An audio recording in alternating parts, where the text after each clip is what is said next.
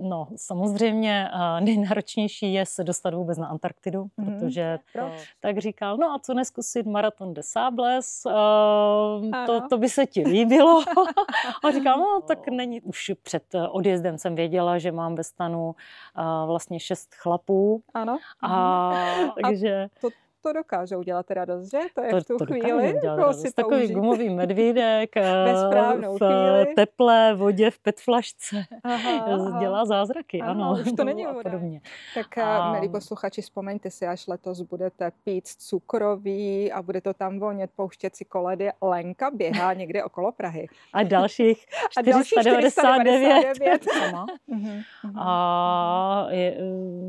Někdy člověk začne věřit i na bubáky. Ano. Strašidla a podobně. Ano. takže síla, odvaha běželi s tebou, takže si neběžela sama. Člověk, který nemá rád přírodu, nedokáže s ní souznit v té krizové situaci. Takže člověk musí. A tak si někdy říkám, když běžím do kopce, já jsem ten kopec, já jsem ten vítr.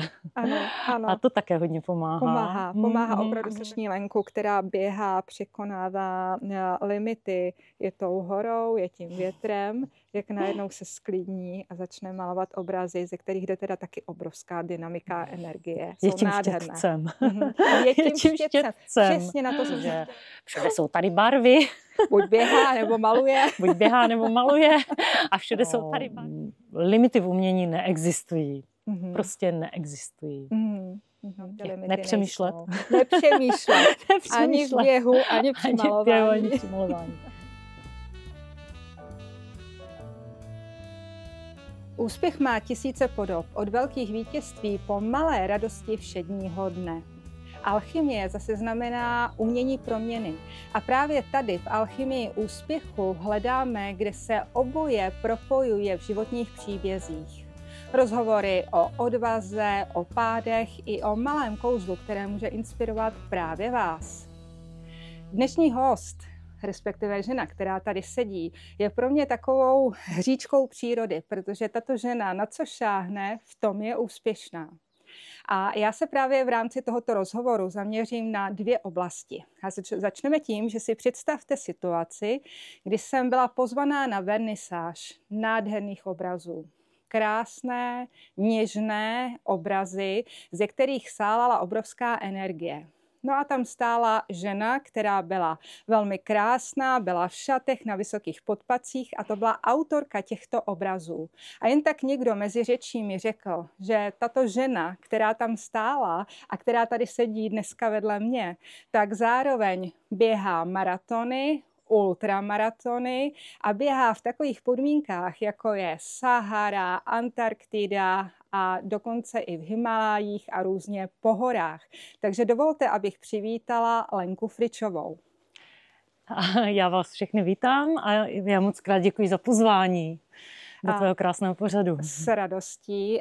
Lenko, kdyby se sama měla představit třeba jenom pár slovy, jak bys to udělala? No, já se obávám, že jsem aktuálně už nějaký ten rok máma na plný úvazek, protože vychovávám 2 syny, které jsem měla velkou dobu od sebe vzdálené, nebo narodili se od sebe vzdálení 10 let, takže jsem si takhle prodlužovala mateřskou dovolenou. No a při tom všem jsem samozřejmě potřebovala nějaké odreagování, nějaký relax a jak malování, tak běh je pro mě tím největším relaxem. Začneme tím během. A ty zmiňuješ, že vlastně si potřebovala ten relax na té jakoby delší mateřské dovolené a potřebovala si odreagování. Dostala jsi se k běhu ještě předtím? Jako bylo to něco, co tě lákalo ještě v době, kdy si, dejme tomu, chodila do školy a tam byly takový ty povinný běhy? Už tehdy to bylo něco, co opravdu ti spouštělo adrenalin a užívala jsi to? Určitě ano, tak jsem z generace, která po škole vyběhla ven a běhala, takže to ještě jsme neměli mobily, neměli jsme počítačové hry, takže ten běh patřil samozřejmě k součástí dětství. Já jsem měla asi velké štěstí na učitelky tělocviku, tímto jim děkuji. Jak na základní škole, tak i na střední škole to byly obě 2 vrcholové atletky, které se dostaly šli do školství především kvůli zranění a nemohli dál vystupovat ve své kariéře a tím na nás přenesli určitý takový ten drive do sportu. Ano. Vnesli tam jiné věci než klasičtí tělocvikáři, bych tak řekla. A zejména pak ta na střední škole se hodně věnovala atletice a hodně se věnovala i běhu. A bylo krásné, že po x letech na půlmaratonu v Olomouci jsem se s ní viděla v cíli, kdy nás všechny povzbuzovala a volala jsem na ní: dobrý den, paní profesorko. takže ano, už to bylo tenkrát vlastně. Ano. To je krásné, když tě tak poslouchám, co popisuje, že vlastně jsi měla to štěstí, že tě vlastně tehdy učil někdo, kdo měl k tomu sportu vyloženě vztah, dělal to ze srdce, bylo to něco, co ho nesmírně bavilo, nebylo to pro něj jenom předmět ve škole, ale vlastně se k tomu dostala přes to něco, co ji naplňovalo, a evidentně to ty učitelky asi dokázaly zažehnout ve vás. Byl i někdo z tvých třeba spolužáků tak to vlastně nadšený, co v tom nějakým způsobem pokračoval? Myslím si, že ano. My jsme měli těch sportovních nadšenců ve třídě spousty, ale určitě, když zpětně vzpomínám na ty dvě paní učitelky, tak k tomu přistupovali opravdu jinak. Opravdu to dokázali přenést a myslím si, že i tomu dát něco, co pro nás bude i do budoucna s ohledem na stav zdravotní schránky, tak bude pro nás i to přínosné. Takže zažehli vlastně tu jiskřičku možná i v těch, kteří by se tomu nevěnovali, ale kteří si třeba říkali: mezi náma děvčaty, pojďme si udržovat tu figuru a podobně. Ano, no, a i k tomu inspirovala už tehdy, to je krásné. A když se zastavíme u toho, kde všude ty běháš, jo, to, co jsem měla příležitost vlastně zjistit a vlastně od lidí, kteří tě znají, když o tobě hovoří, tak říkají, to je prostě nezmar. Běhá v písku, běhá na Antarktidě, běhá v -20, běhá v noci, běhá několik dní, běhá v Himalájích. Prostě to je nezničitelná žena. Zkus nám trošku k těmto, možná právě, řekněme, nejnáročnějším běhům trošku víc popsat, co tam zažíváš nebo proč si je vybíráš a tak dále. Tak určitě je to o tom, že člověk si zkouší vystupovat z komfortní zóny, překračovat své limity, hledat tu odvahu, kterou samozřejmě všichni v sobě máme, ale třeba je někde tam ukrytá, tak ona se vlastně těmi extrémními výkony dokáže dostat konečně na povrch, takže je to určitě hodně o hledání odvahy a je to krásné, když člověk nalezne a pak zjistí, že tady je. A že to jde. A jednou jsem dokonce měla na jednom běhu, který byl docela těžký, jeden z prvních takových těžších běhů, tak jsem měla což znamenalo síla na dlani napsané a na druhé jsem měla O jako odvaha. A pořád, měla jsem rukavice, takže on to nikdo nevěděl. Ale tenkrát jsem na to myslela, stačilo mě, že myslím na to, co mám v jedné ruce tu sílu a v druhé ruce mám tu odvahu. A běžela jsem vlastně s tou sílou a odvahou ve svých rukou. Tak to byla taková pomůcka. A byl to... To je nádhera. No, je to o tom, že člověk jako jakmile zkusí jednou vystoupnout z té komfortní zóny, tak pak vlastně jenom přidává. Co bylo to první, kdy jsi si fakt uvědomovala, že toto bylo vykročení z komfortní zóny a byla si z toho nadšená? Prostě si opravdu jakoby užila to, ano, ono to jde a já chci něco dál. Pamatuješ si na to, kdy to bylo tak jakoby poprvé, kdy to s tebou tak trošku možná zatřáslo? To bych úplně takhle neříkala. Samozřejmě s věkem najednou člověk zjistí, že se, neříkám, že nedokáže posouvat v těch časových limitech, ale řekla bych, že je to už za hranicí možností, obzvlášť když se do toho kloubí práce třeba a děti, tak dosáhnout a vlastně růst v těch časových limitech pořád nelze. Takže člověk se dostane někdy do věku, kdy tento limit se stane třeba i nepřekonatelným. No a následují tím pádem jiné limity. Tak nepokoříme čas, pokoříme počasí, pokoříme výšku, pokoříme prostředí, třeba pokoříme teplotní rozdíly a podobně. Ale jako takovým tím jako prvním velkým výstupem z komfortní zóny byly určitě závody, které se většinou konají nebo respektive startují v noci, a to zejména o půlnoci v 11 hodin večer běží se v noci, následně třeba se běží další den, následně se třeba běží ještě kus další noci, což se zpravidla stává. Rozumím tomu dobře, že startuje se v noci, běží se i přes den a zase se běží v noci. A zase se dobíhá v noci. A to jakože bez přestávky, nebo je mezi tím nějaká pauza? Přestávka určitě hygienická přestávka a přestávka na občerstvení určitě je. Ano, ale záleží na limitu. Samozřejmě každý ty potřeby má jiné, takže někteří dokážou třeba i 100-kilometrový závod absolvovat na Coca-Cole a někteří prostě si potřebují dát chleba se škvárkovkou. I to funguje? To funguje úplně perfektně. To máš vyzkoušený sama na sobě? To mám chleba se škvárkovkou? Ano, chleba a škvárková pomazánka, protože A to si neseš sebou, nebo tam čekají někde na tebe na trase, kde jako dostaneš příděl chleba se škvárkovkou? Dokonce neomezený příděl může být. Na každého funguje něco jiného. A v Česku škvárková pomazánka nebo chleba se sádlem je hodně populární. A ještě jsem jednou natrefila v Rakousku, ale je to taková česká specialita. A vlastně s tou delší vzdáleností začnou fungovat tuky. Takže ono to má vlastně jakoby smysl. Přestávají fungovat cukry a na někoho třeba ten cukr už přestává fungovat na 30. kilometru, někomu vydrží třeba do 60. kilometru, záleží. Ale je potřeba pak doplňovat třeba něco jiného. Který z těch závodů, běhu, pokud to tak můžu nazvat, byl pro tebe možná takový nejzajímavější, který jsi si úplně nejvíc užila, pokud to vůbec tak jde říct, protože vím, že toho máš za sebou hodně. Tak užila. Určitě jsou běhy, kdy se vám na startu sejde 50-60 účastníků. To byla například třeba Antarktida, anebo takový specifický závod v pohoří v Himálaji, v království Mustang, kde nás bylo opravdu málo, protože z organizačních důvodů nešlo vlastně udělat větší závod. Tak to má své kouzlo, protože se tam všichni poznáme, známe se jménem, ty přátelství třeba i se trvají.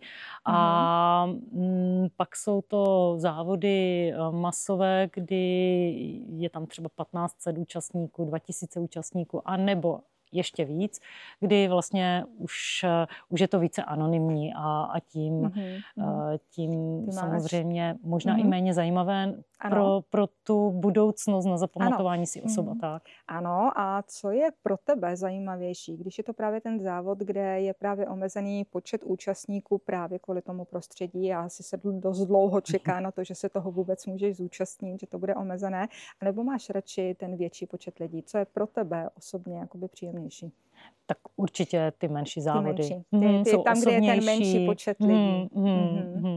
Osobnější někde, kde se trváme třeba 3-5 dnů a vlastně můžeme se poznat, protože pak narazíme na to, že každý máme jinou profesi a ten běh vlastně nás spojuje. Takže... Zůstáváte potom vlastně s některýma těma účastníkama v kontaktu, že ještě po letech možná se setkáváte na dalším nějakém běhu, anebo si prostě jste v kontaktu a víte o sobě a vyměňujete informace? Je to tak. Zůstáváme v kontaktu. Právě z těch malých závodů zůstáváme v kontaktu. Dokonce teď před 3 týdny mě navštívila účastnice závodu v Mustangu. Přijela jen tak do České republiky, volala, jsem tady a minulý týden jsem se viděla s někým z Japonska a nemáš ty čas, pojďme si dát kafe. Tak krásné. Určitě. A když se vrátíme třeba na tu Antarktidu, což určitě musí být i pro posluchače velmi vlastně něco atraktivního, zkus nám to trochu přiblížit, jaké to bylo, jaký byl ten běh, co bylo pro tebe možná nejhezčí, co bylo nejnáročnější a jak to tam vlastně probíhalo? No, samozřejmě nejnáročnější je se dostat vůbec na Antarktidu, protože to... Proč? Zkus trošku dovysvětlit. Vlastně na Antarktidu se jen tak smrtelník de facto dostat nemůže. Může být součástí expedice, ano. Jako nějaký výzkumný tým, vědecký tým a podobně. A nebo při zdolávání Jižního pólu. Ano. Samozřejmě takováhle expedice. Ano. Pak je to určitě právě maraton, který se koná ne na pobřeží, ale který se koná právě na ledovci. Ano.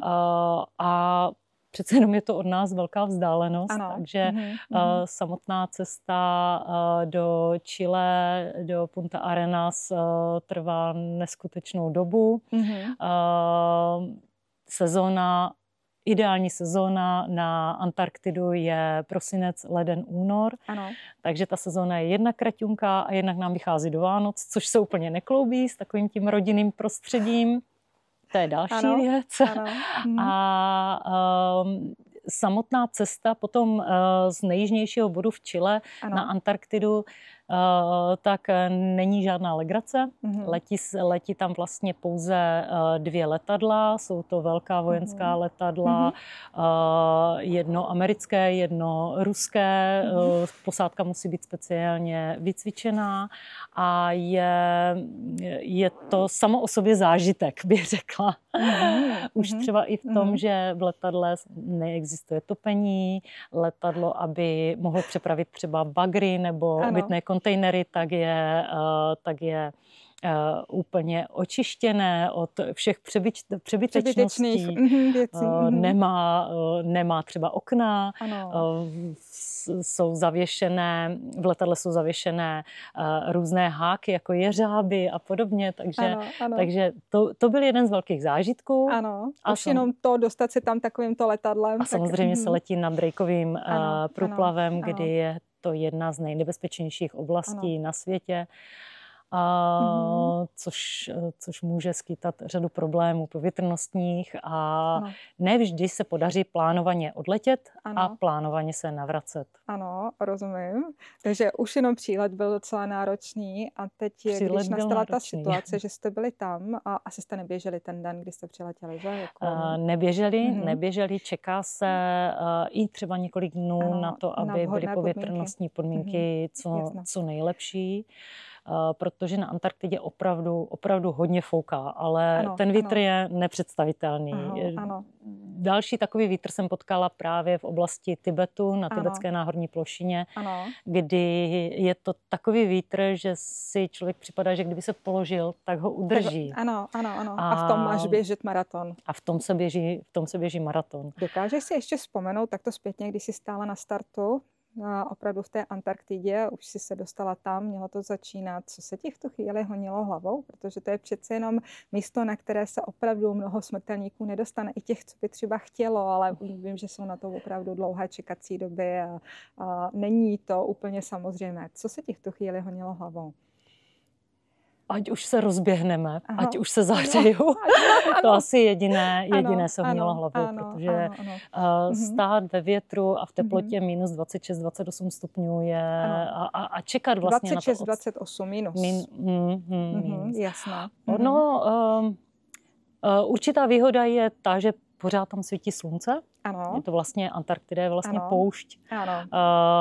Takže díky tomu sluníčku opticky jsem si připadala v teplejším prostředí. Pomáhalo to tomu vlastně, určitě. Opravdu na tu psychiku, že to sluníčko ti evokovalo opravdu možná hezčí, nebo to teplo. To je hezké. A když jsi běžela, měla jsi vlastně po celou tu dobu nějaký takový jakoby vyrovnaný výkon, nebo tam byla i nějaká krizovka díky tomu možná větru, nebo prostě těm podmínkám ten sníh je přece jenom asi něco trošku netypického, že?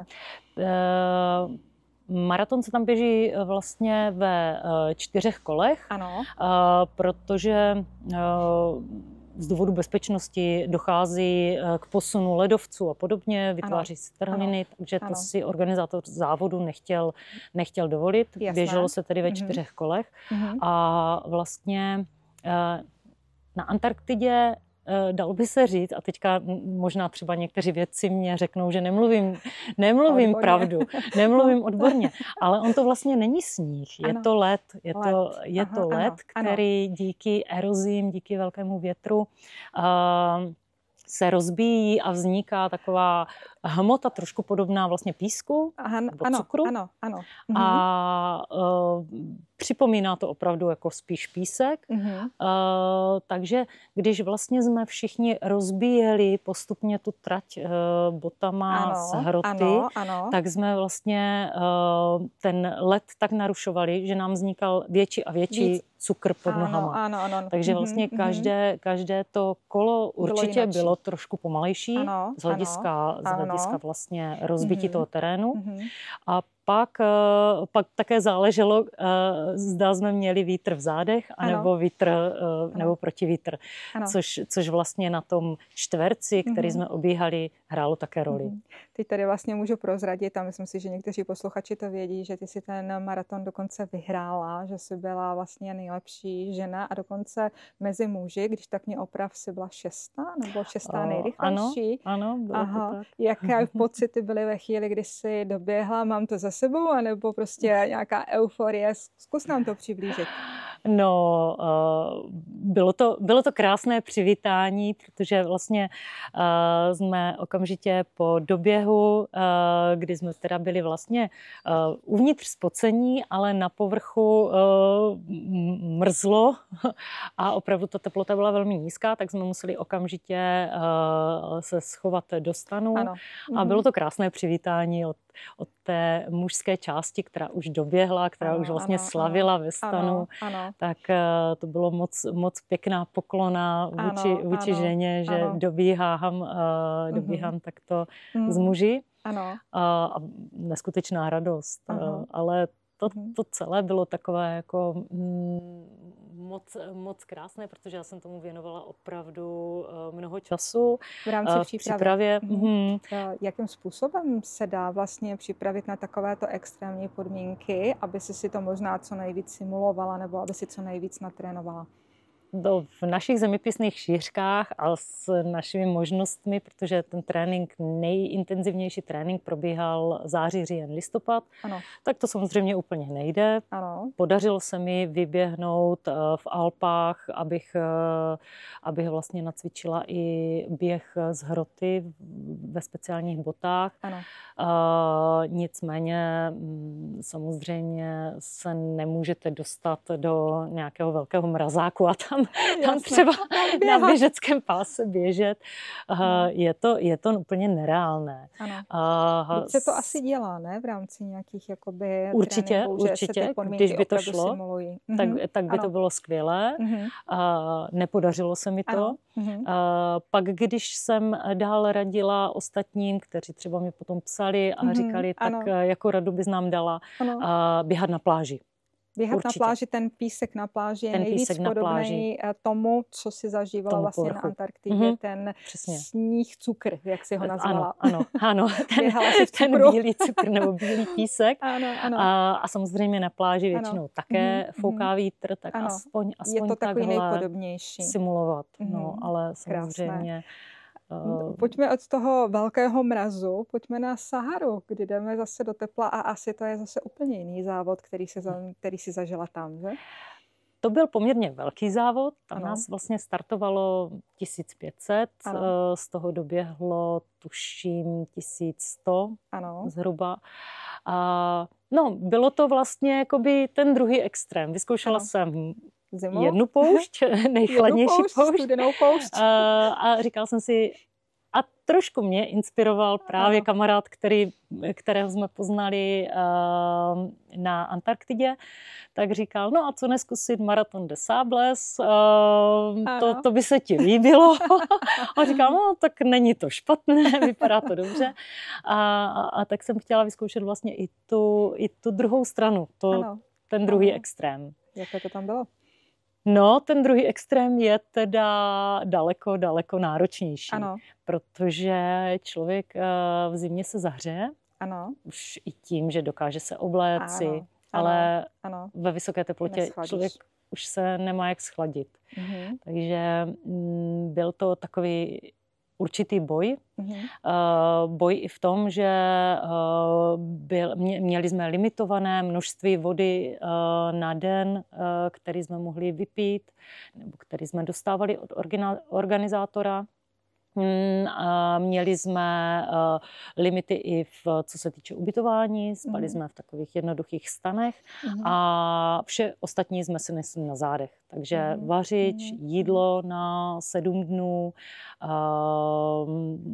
hygienické věci, pakliže byly, tak to se všechno, tak všechno si nesla vlastně. Jsme si nesli spacák, karimatku, to všechno jsme museli mít sebou, protože jsme se vlastně pohybovali každý den na jiné místo a každý den jsme vlastně spali jinde. Byl to putovní, takzvaný stage run. Každý den jste běželi vlastně určitou etapu. Ano. Co bylo pro tebe tam nejnáročnější, jo, během toho týdne? Na začátku jsem si myslela, že to bude to, že vlastně jste pohromadě s někým ve stanu, koho vůbec neznáte. Už před odjezdem jsem věděla, že mám ve stanu vlastně 6 chlapů. Ano. A že jsem tam vlastně s nima sama. A pak jsem si taky říkala, úplná absence nějaké koupelny nebo vůbec něčeho, co mohlo být koupelna a toaleta, že to bude velký oříšek. Ale vlastně už druhý den člověk zjistí, že ve stejné situaci jsou naprosto všichni a že to nikdo neřeší. Sranda, nikdo to neřeší. A opravdu těch 7 dnů si člověk neumeje. 7 dnů vaří jenom něco z pytlíku a pije čistou vodu, která má teplotu kolem 42 stupňů. A mohl by si z toho udělat kafe. Pak, když jsem právě rozdávala ty rady, tak jsem říkala pár lidem, vemte si sebou čaj, protože ten čaj, pytlík s čajem si v tom vylohujete úplně perfektně a nebudete pít jenom vodu. Ale vlastně nejnáročnější byla samozřejmě ta teplota. Určitě. Ta teplota a opět povrch, protože neříkám, že se to celé běželo po dunách a celé se běželo po písku, protože poušť není jenom ty duny, které známe z těch pohádek a různých filmů a Indiana Jones, ale jsou to skály, jsou to kameny, je to písek a různé povrchy. Ale duny byly velký oříšek. To byly 3 kroky dopředu, 2 kroky zpátky. Pořád vlastně jako laicky to říkám, ale podjíždí to. Podjíždí to, přesně tak. Podjíždí to a nejde s ním vlastně nic udělat. Zvládl vlastně tento běh každý, kdo do toho šel, anebo tam byli takoví, kteří vlastně jakoby odpadli a jak se to řešilo? Odpadlíci, no, samozřejmě byli kvůli teplotám, kvůli termoregulaci, kvůli dalším fyzickým problémům, které nastaly. Nemyslím si, že někdo vzdá tento závod kvůli tomu, že se zrovna cítí jenom v nějakém malém diskomfortu. Určitě to byly vážnější důvody. Přesně tak, většina přijela z různých koutů světa, absolvovala dlouhý let, složitou cestu na poušť, takže opravdu ty důvody většinou byly vážné a byly to většinou nějaký fyzický problém, který je vedl k tomu, aby buď odstoupili, a stalo se, že odstupovali v průběhu toho závodu a tím vlastně jsme se mi ani nedozvěděli, zda teda doběhnou, nedoběhnou a čekali jsme vždycky každý den na limit toho závodu a na to, kolik se nás vlastně sejde zpátky ve stanu. Takže to jste každý den vlastně věděli, tolik nás pokračuje dál, když to tak řeknu. Jo? Že to bylo taky docela dobrodružný. Jako, to bylo docela dobrodružné. Přijde, nepřijde. A pak další část třeba doběhla, zvládla to v limitu doběhnout, Ano. ale pak už třeba zranění bylo neslučitelné Ano. s dalším pokračováním Rozumím. a rozhodlo se, že druhý den už nebude Ano. pokračovat. To byla ta Ano. pro nás přeživší ta lepší varianta, protože nám zůstával toaletní papír třeba, kapesníčky a podobně, které jsme si rozdělili. Takže jste se těšili, jako co si budete večer rozdělovat, pokud něco bude. Gumové medvídky třeba. Takže to dokážou dělat radost, že? To je v tu chvíli. Takový gumový medvídek v teplé vodě v petflašce. Dělá zázraky, ano. Už to není voda jenom, že jo? To je to medvědí voda. Krásné. A stalo se i tobě někdy při takovémto závodu, že jsi musela třeba odstoupit, nebo jsi se rozhodla odstoupit, že tam byl nějaký důvod? Stalo. Bohužel se mi to stalo u závodu dokonce dvakrát, u takového toho vysněného závodu, který mě stál spoustu příprav a vlastně spoustu závodů jsem potřebovala na to, abych se kvalifikovala. To znamená dostat se někam na určité typy závodů, tak opravdu musíš mít tu kvalifikaci, aby vůbec měla možnost startovat. Aby byla vlastně prokázaná zkušenost s těmito závody. Byl jaký závod? Byl to závod Ultra Trail du Mont Blanc, což je závod, který se běží z Chamonix z Francie přes Itálii, Švýcarsko, zase zpátky do Francie a obíhá se vlastně celý Mont Blanc. Je to nádherný trail, který se může jít jako dovolená, turistická, anebo je to závod, který se běží trošku rychleji. Jsou tam velké nároky na časové limity, na proběhnutí v určitých částech toho závodu. A dvakrát jsem se postavila na start a dvakrát to bohužel nevyšlo. A ten časový limit, který tam je, si nesplnila, anebo co bylo vlastně tím důvodem, že to nevyšlo? Nesplnila jsem časový limit z důvodu nějakého diskomfortu v žaludku. A tím jsem vlastně jakoby se musela zastavovat a nedokončila jsem ho vlastně. V obou případech jsem skončila na 50. kilometru. Ano, takže to je taková jako prizovka. Je to pro tebe závod, který chceš znovu absolvovat a chceš ho, nechci říct, že pokořit, ale chceš si ho užít v tom, jakože ano, já ho dám? Tak určitě je to velký respekt. Mám velký respekt tomuto závodu. V letošním roce jsem si ho odběhla jen tak s kamarádkou. Udělali jsme si 4denní dovolenou a oběhli jsme vlastně Mont Blanc etapově. Jen tak na dovolenou, že oběhnout. Byla to krásná dovolená. A vlastně zjistila jsem, že ten kopec, který jsem běžela a na kterém jsem skončila, nebo pod kterým jsem skončila, tak na 50. kilometru byl vlastně ten nejhorší. A za ním už je to jenom lepší a lepší. Takže je mi to trošku líto, ale samozřejmě každý máme asi své limity a i možná třeba tohle je ten můj limit. To znamená, že absolvovat ho znovu už nechceš nebo nemůžeš, anebo pro tebe stačí to, že jsi si ho oběhla s kamarádkou a víš, že se to dá? No v červenci bych ti řekla, že mě bude stačit, že jsem si ho oběhla s kamarádkou a že se to oběhnout dá. Ano, ale je září. Teďka září říká něco jiného. Teď ti na to asi nedokážu odpovědět. Znamenalo by to, on je to závod, kde se sbírají určité body, kvalifikační a já vlastně v tuto chvíli vždy po tom doběhu, nebo respektive po té diskvalifikaci, tak jsem na nule. A začínám musíš si to zase všechny ty body znovu vlastně získat. A v tuto chvíli nemám možnost se vlastně hlásit příští rok ten počet vlastně, takže do slosování. Takže losuje se potom vlastně. Takže ještě k tomu, krom toho, že mám body, tak ještě musím mít tu štěstí, že mě vytáhnou, abych mohla běžet. Lenko, máš za sebou Saharu, máš za sebou Antarktidu, máš běh v Himalajích, Mont Blanc a vlastně hodně takovýchto závodů. Máš před sebou ještě vlastně nějaké takové lákadlo, něco, co tě láká, že prostě toto chci absolvovat, toho se chci zúčastnit. Je něco takového? Tady v České republice je spousta takových různých výzev, rostou jako houby po dešti. Je to třeba výzva od nejnižšího bodu po nejvyšší bod České republiky, výzva 115 1603, která mě určitě láká. Ano. Láká mě výzva tady kousek od Prahy, řekněme Berounsko, Hořovice, je to výzva Run Hero, taky mám v hledáčku. Ano. Je tady třeba krásná výzva z Jablonce do Havířova, 600 kilometrů. To je pěkné.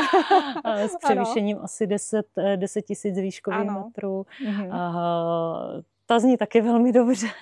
Takže těch výzev plánů je pořád spousta. Takže pro ten zážitek člověk nemusí až na Antarktidu nebo na Saharu, ale jako je spousta těch výzev i v rámci vlastně naší krásné země. Určitě ano.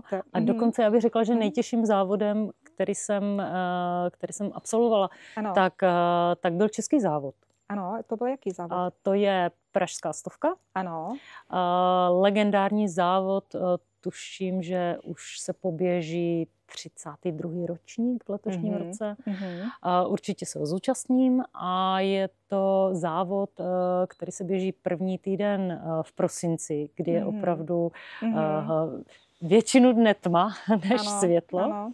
Startuje se o půlnoci. Ano. Zhruba v 8 hodin ráno se vypínají čelovky, aby se znova ve 4 zaply. Většina lidí peče vánoční cukroví, zdobí vánoční stromeček, sleduje pohádky a zhruba 500 běžců, nadšenců z celé České republiky, převážně teda z celé České republiky, se vydává na závod, který zní jako Pražská 100, jako by znělo jako to je přece tady po Praze a po rovince. Ano. Tak ne, většinou má i přes 4000 výškových metrů. Běží se vyloženě po Praze se běží nebo po okolí Prahy? Jo, protože ty si to tak nazvala, že jsem si představila, že běháte jako pražskýma uličkama. Ale to bylo dobrý. Tam je svařák, vánoční trhy, ale ne, tak bohužel to tak není. Ani ta škvárkovka tam není. Jo, škvárkovka tam je, jako pozor, tam občerstvačky jsou úplně luxusní, ale třeba v loňském roce se běželo z Votic do Prahy. Jeden rok jsem zažila takovou 8, která se běžela z Modřan směrem na Slapy a zase zpátky, takže je to v okolí a člověk by se divil, jak je to tady kopcovité. Neřekla bych hornaté, ale kopcovité. A na to, aby se nazbíraly ty výškové metry, tak samozřejmě je to stále nahoru, dolů, rozhledna dolů a podobně. Tak milí posluchači, vzpomeňte si, až letos budete pít cukroví a bude to tam vonět, pouštět si koledy. Lenka běhá někde okolo Prahy. A dalších 499. A to je krásné. Lenko, ještě abychom vlastně jakoby ukončili to běhání, protože já se chci dostat ještě k tvé druhé části, teda i když vím, že jako jsi takový multitalent na spoustu věcí k tomu malování, tak pojďme ještě tak ukončit to běhání tím, že mě zaujala jedna věc a to je to, co jsi zmínila, že na jednu ruku jsi napsala S, na jednu ruku jsi napsala O. Síla a odvaha. Co tě přivedlo k tomu, že jsi vlastně tento svůj možná nějaký rituál nebo prostě něco takového udělala. Jo? Kde jsi na tu myšlenku přišla nebo prostě co tě inspirovalo? Tak ona spousta běžců třeba běží s nějakým amuletem, něco od dětí třeba si sebou vezmou. A to jsem asi nikdy nepotřebovala, stačí mi, když vím, že třeba na mě někdo v tu chvíli myslí a že ví, že ten závod běžím a už to, že on ví, mě hodně pomáhá. Ale to bylo vlastně, to bylo přesně před Pražskou 100, kdy jsem měla velký respekt z toho chladného počasí, ze tmy vlastně. Neměla jsem strach třeba, nebo neměla jsem strach ze vzdálenosti nebo z těch výškových metrů, ale problém určitě bylo počasí, které v prosinci v našich zeměpisných šířkách nemáme úplně hezké. A samozřejmě z toho pobytu.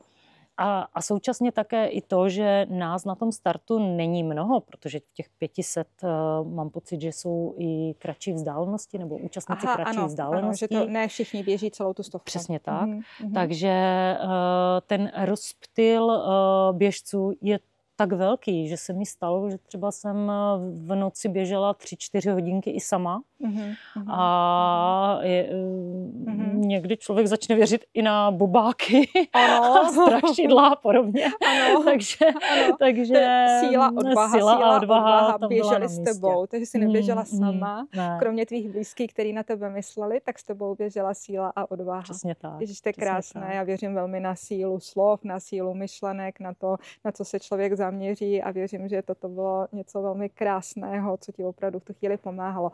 Možná ještě takový poslední tip třeba pro někoho, kdo by chtěl začít běhat i ty delší tratě, opravdu si v tom najít možná tu vášeň, užívat si to, protože ty tím opravdu žiješ. Co bys takovému člověku ty třeba poradila, doporučila, aby opravdu se s tímto zkamarádil, aby to pro něj nebylo něco těžkého, že si má obout ty sportovní boty a jde se překonávat proti svému nějakému přesvědčení, ale aby si to prostě užil? Tak určitě jedna taková rada je moc nepřemýšlet. Jasné, ano. moc nepřemýšlet. Ano. Pak třeba určitě člověk musí mít rád tu přírodu. Ano. Člověk, který nemá rád přírodu, nedokáže s ní souznit v té krizové situaci. Takže člověk musí mít rád ty kopce, aby je dokázal překonávat, aby se s nimi tak jako energii. Přesně, aby mu tu energii dodávali, nikoliv ubírali. Aby tam byla ta souhra, to je krásné. Pak ještě jsem někde četla takový citát, že ďábel našeptával, nikdy nepřekonáš tuto bouřku. A já mu odpověděla, ale já jsem ta bouřka. A tak si někdy říkám, když běžím do kopce, já jsem ten kopec, já jsem ten vítr. Ano. A to také hodně pomáhá. Pomáhá, opravdu se takto nastavuješ vlastně ten nádherný. Určitě. Děkuju, Lenko. Pojďme se ještě podívat na tu tvoji druhou tvář malířka. Tak jsem tě vlastně poznala, když jsem viděla tvoje obrazy, a musím teď zpětně vlastně přiznat, že jsem se tam do jednoho z tvých obrazů doslova zamilovala, a než jsme to tam celý prošli, tak už mi bylo řečeno, že už je rezervovaný. Který to byl? Bylo to taková holčička, která ležela ve sněhu a dělala andělíčka. To byl prostě nádherný obraz. Pro mě to možná byl v tu chvíli taky taková malá lekce, že když někde zacítím, a já jsem hodně intuitivní člověk, že ano, to je ono, takže prostě nemám váhat. Moc přemýšlet. Moc přemýšlet a prostě jít si v tu chvíli zatím. No a holt byl někdo rychlejší. Na druhou stranu jsem si řekla, tak toto má být. Měl jít ten obraz k tomu člověku, je to tak správně. Co tebe vlastně přivedlo k malování, když si představím tu akční Lenku, která běhá, překonává limity, je tou horou, je tím větrem, jak najednou se sklidní a začne malovat obrazy, ze kterých jde teda taky obrovská dynamika a energie. Je tím štětcem. Je tím štětcem. Přesně na to jsem se chtěla zeptat, jestli se fakt s tím tak jako v tu chvíli propojíš a jde to přes tebe na to plátno. To určitě musí. Jinak by to vlastně nešlo. To určitě. Já bych řekla, že maluji asi déle, než běhám dokonce. Měla jsem to štěstí na zase paní učitelku, tenkrát chartistku, která vlastně mě přinutila doslova přihlásit se do klasické lidušky. Ano.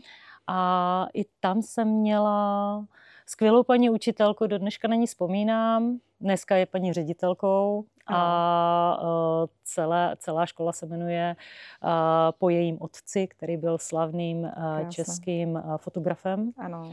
A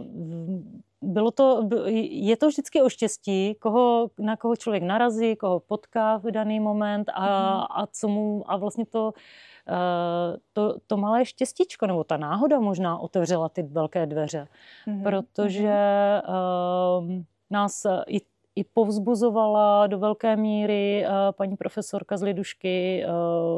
Absolvovala jsem už jako malá výstavy různé, takové ty putovní, školní a podobně. Ano. No a pořád to tam zůstalo. Ano. Samozřejmě to koníček nesmírně časově náročný, protože ty obrazy nevzniknou přes noc. Je to něco, co se tvoří měsíc, půl roku, i rok.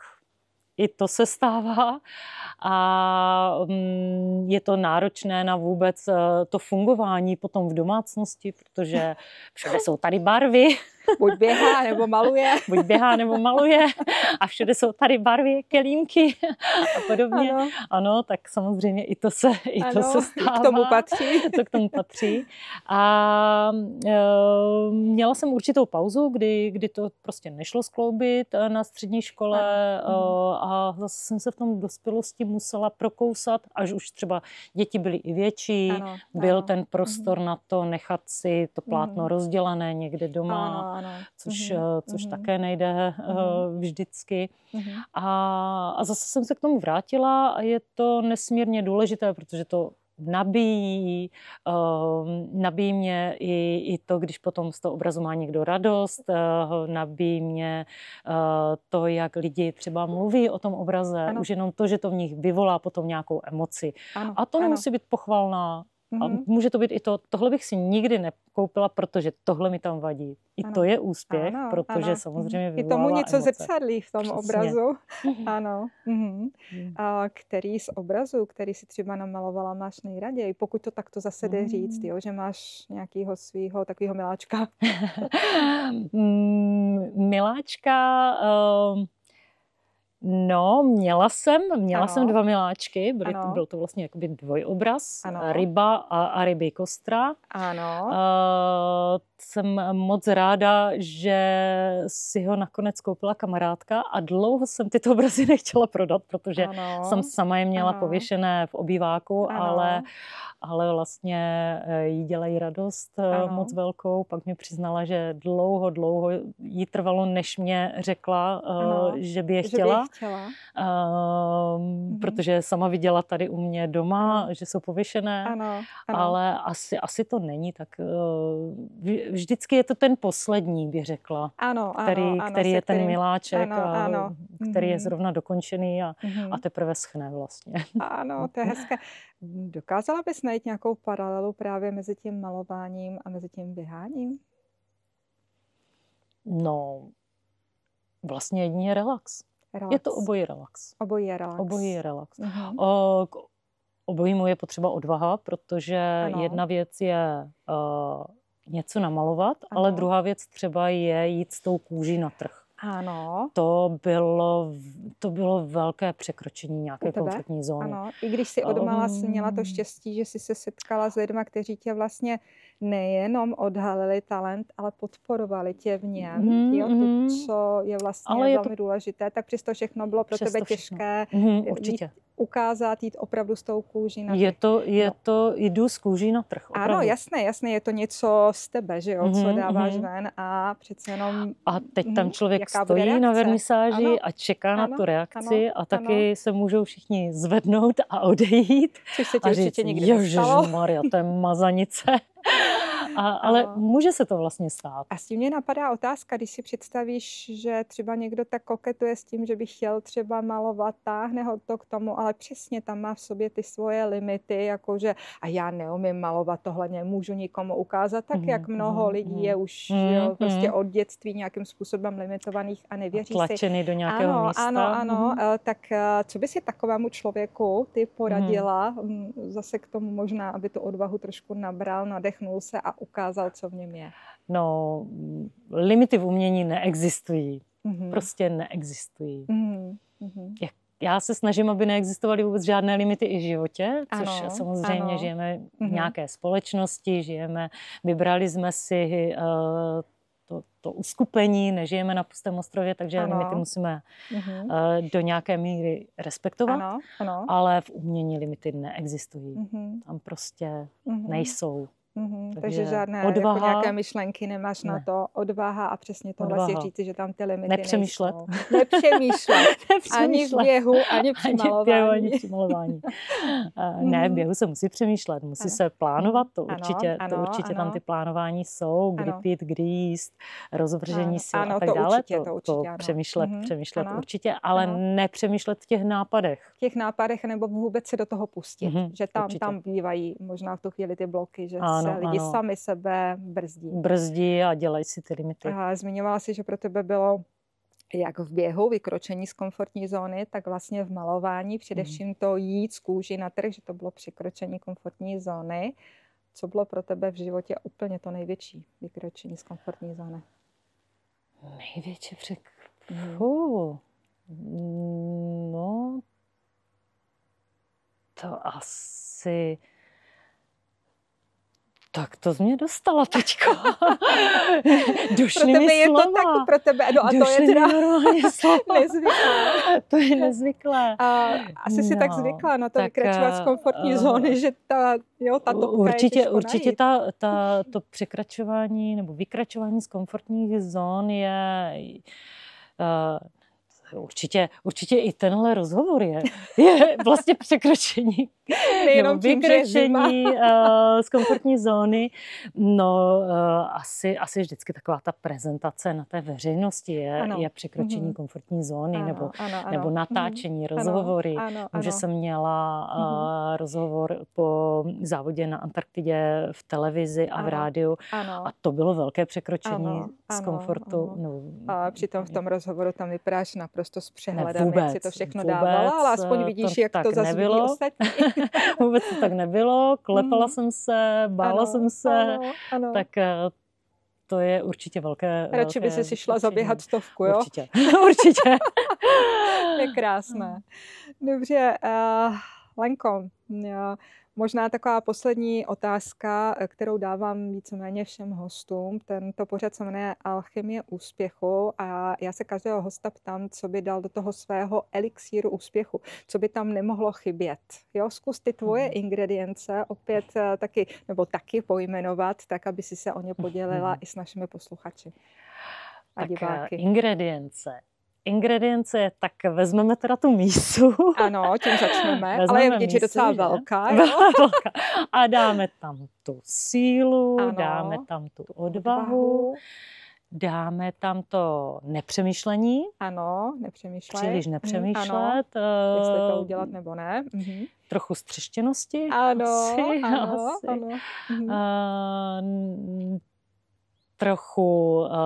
Trochu toho boje do toho dát, aby jsme dokázali zabojovat, a pak to asi všechno zamíchat, vypít, sníst. Ano. A nechat to na sebe působit.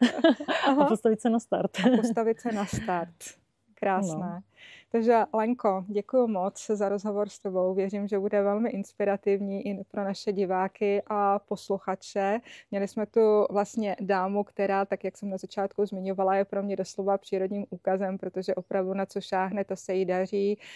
Přicházejí do cesty lidé, kteří dokážou možná nejenom odhalit ten talent, ale i ho podpořit. A tak, jak krásně nám prozradila o svém elixíru úspěchu, každý z vás si ho může namíchat a právě proto, pokud vás tento rozhovor zaujal, dejte odběr a nenechte si ujít i další rozhovor, protože každý z hostů, tak jako Lenka, má ten svůj elixír úspěchu a právě vás může inspirovat k tomu, abyste si namíchali právě ten svůj, který bude fungovat vám.